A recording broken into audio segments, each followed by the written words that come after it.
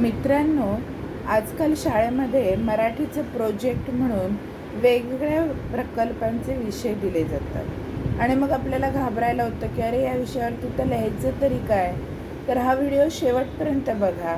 याच्यामध्ये तुम्हाला तुमचा जो प्रोजेक्टचा विषय आहे, कधी देतात की 5 मराठी कवयित्रींची माहिती सांगा, त्यांची एक एक कविता लिहा. तर अशासाठी पहिलेच याच्या आधीच्या एका व्हिडिओमध्ये नीलम माणगावे या कवयित्रीची माहिती दिली आहे आणि तिची एक कवितासुद्धा दिलेली आहे. तर ह्या दुसऱ्या व्हिडिओमध्ये आपण बघणार आहोत कवयित्री सुमती पवार.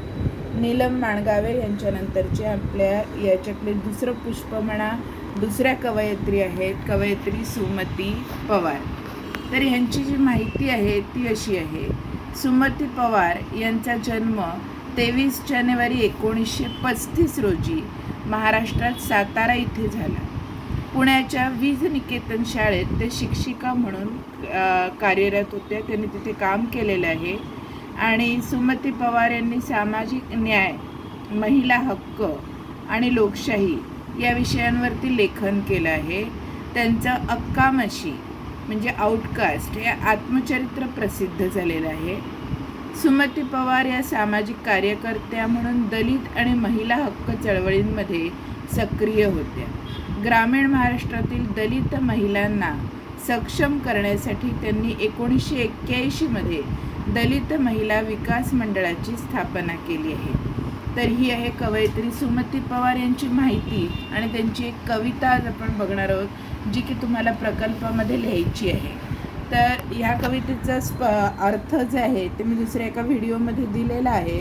तुम्ही त्यातून त्याचा अर्थही बघू शकता. तर कविता अशी आहे. कवितेचं नाव आहे हे खरे खरे व्हावे आणि कविता अशी आहे. हवेवरती त्या होत स्वार मी, अवकाशी विहरावे, मनात माझ्या नेहमी येते मी पक्षी व्हावे. दवबिंदू होऊनी पहाटे गवतावर उतरावे, सूर्यप्रकाशे वाफ होऊनी पुन्हा पुन्हा परतावे.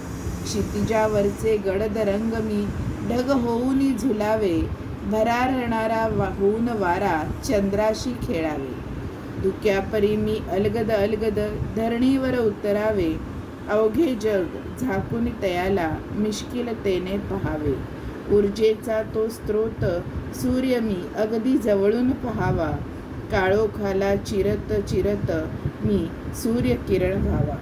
निसर्गातल्या रंगांमध्ये मी रंगून जावे, भास नको मज तुम्हा सांगतो हे खरे खरे व्हावे.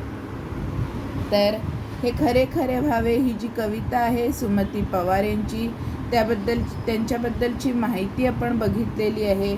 तर ही माहिती आणि ही कविता तुम्ही तुमच्या मराठी मराठी प्रोजेक्टचा भाग म्हणून लिहू शकतात.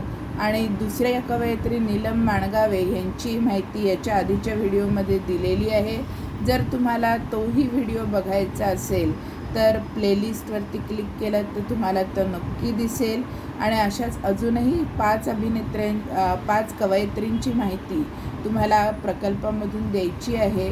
तर 5 कवयित्रींची माहिती आपण इथे बघणार आहोत. जर तुम्हाला कवयित्रींची माहिती आवडली असेल आणि अशीच अजून माहिती हवी असेल तर चॅनलला लाईक करा, शेअर करा, सबस्क्राईब करा आणि कमेंटमध्ये लिहून नक्की कळवा की तुम्हाला कोणत्या विषयाची माहिती अजून हवी आहे मराठी प्रोजेक्टबद्दल. धन्यवाद.